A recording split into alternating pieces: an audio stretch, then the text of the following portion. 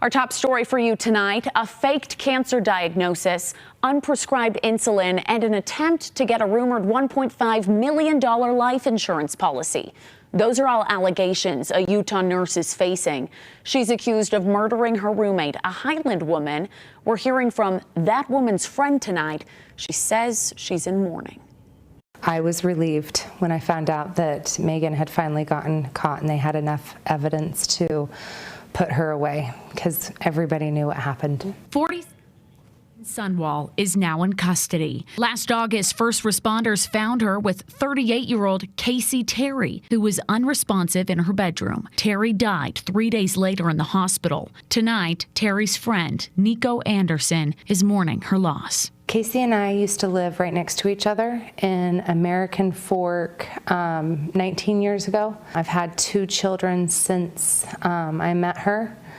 So I had 5 older children, and so we just became instant friends during that time frame, just living next to each other, and she just assisted me with my kids, and we just did life. Police documents say Sunwall claimed Terry had terminal cancer. While investigating Terry's death, detectives found thousands of texts between the pair spanning 4 years. They say in some conversations, Sunwall offered suicide as an option to Terry and even offered to help Terry die. Now, learning this information, friends like Anderson say they're not shocked at all. She kind of liked to have Kacee secluded, and she came over when she was not invited or welcome. Kacee locked the doors to make sure that no one would just show up, because Meg was known to just kind of show up. So what's the truth? Investigators say Kacee Terry did not have cancer, did not have diabetes. In fact, an autopsy revealed she had no health problems.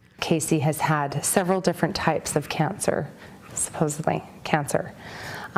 She's had, for some reason, I thought she had some type of a hysterectomy or something like that. It was more like maybe she possibly had a miscarriage.